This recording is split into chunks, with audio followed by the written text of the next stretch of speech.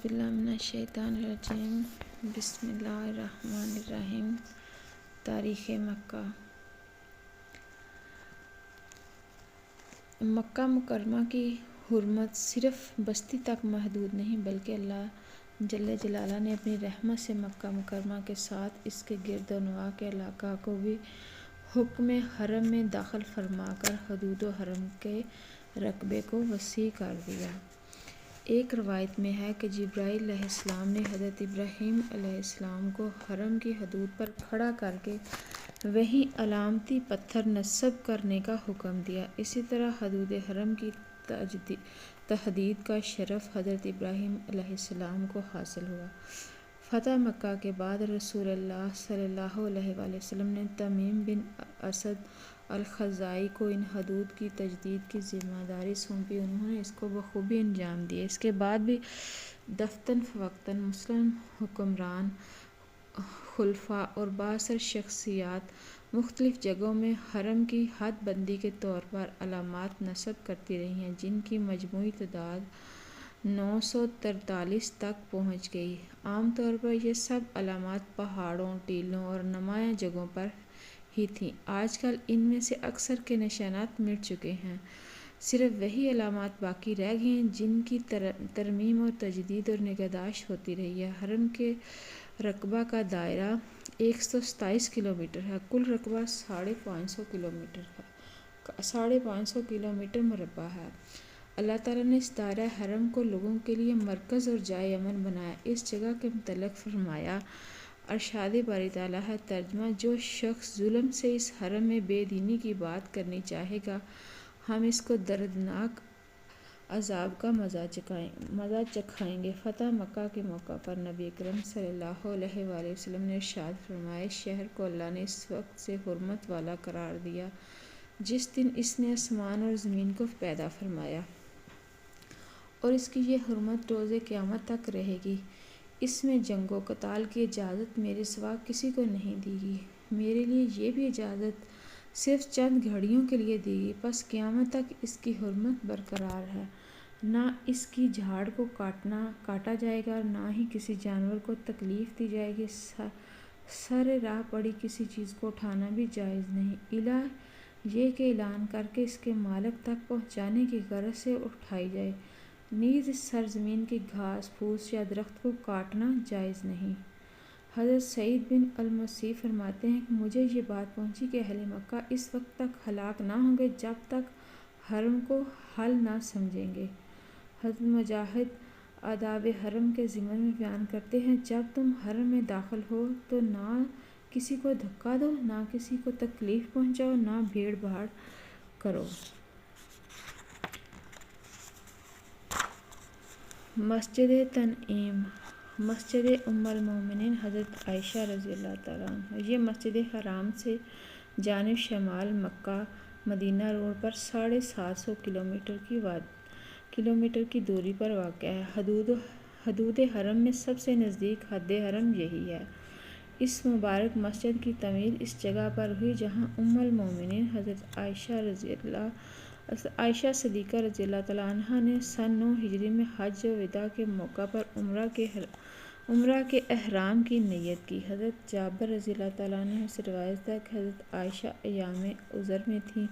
آپ نے سارے ارکان و مناسک حج ادا کیے، صرف طواف نہ کر سکیں۔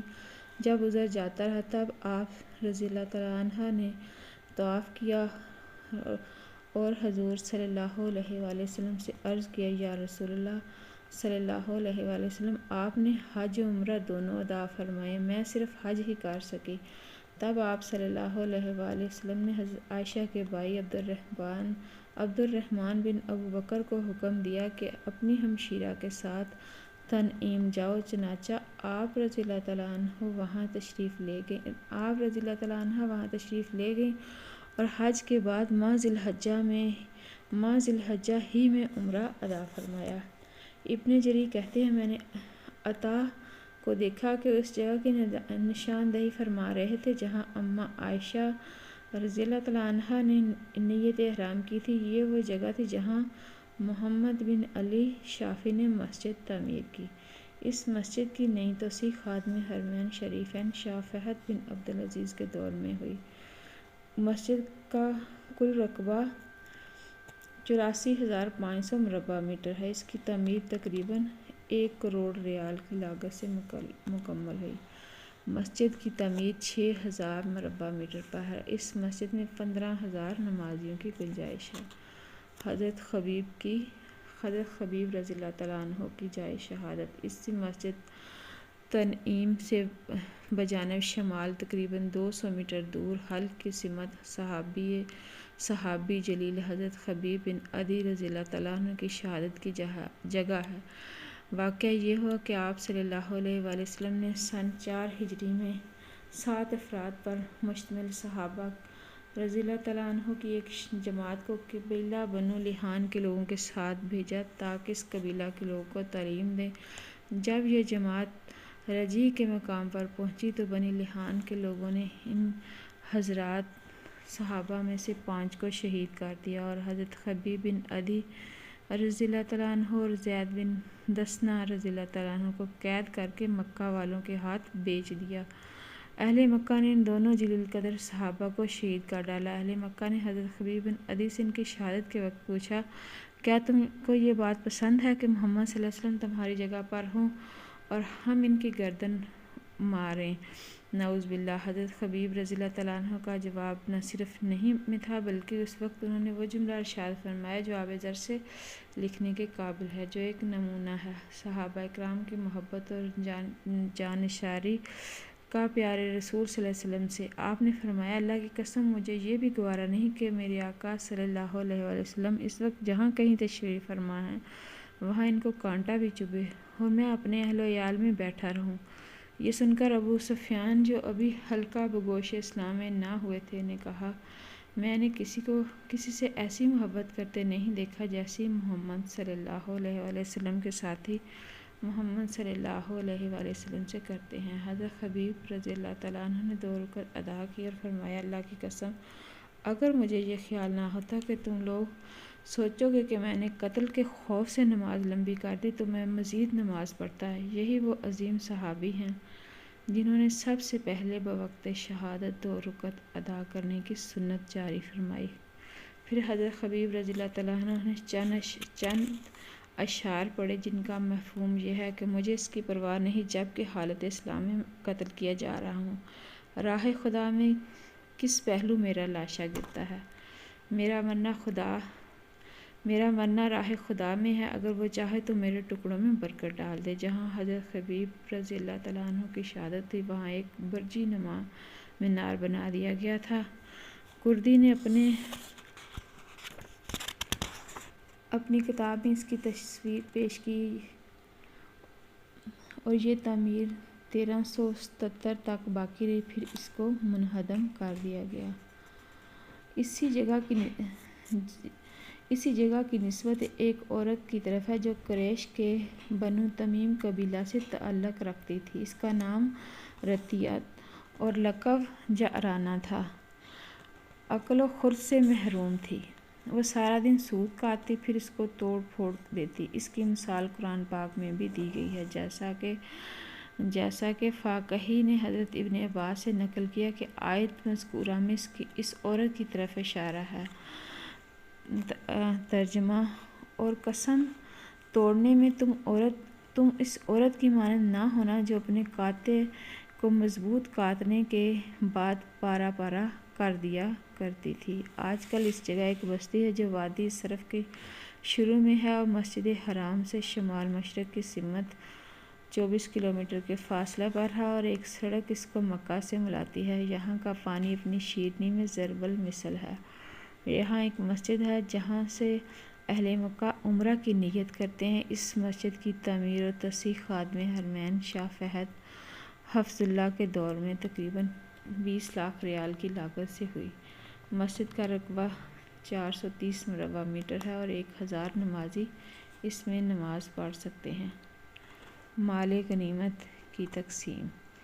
رسول اللہ صلی اللہ علیہ وآلہ وسلم نے فتح مکہ کے سال 8 ہجری میں غزوہ حنین سے واپسی کے موقع پر جعرانہ کے مقام پر چند راتیں قیام فرمایا اور مال غنیمت جس غزوہ میں قبیلہ حزان سے حاصل ہوا تھا تقسیم نہیں ہوا، اس انتظار میں کہ اہل حزان طائب ہو کر آئیں گے، لیکن کافی وقت گزر جانے کے بعد آپ نے وہ مال تقسیم فرما دیا۔ تقسیم فرمانے کے بعد ابھی جعرانہ ہی میں تھے کہ اہل حزان طائب ہو کر حاضر ہوئے۔ انہوں نے اپنے قیدی اور اموال کی واپسی کا مطالبہ کیا۔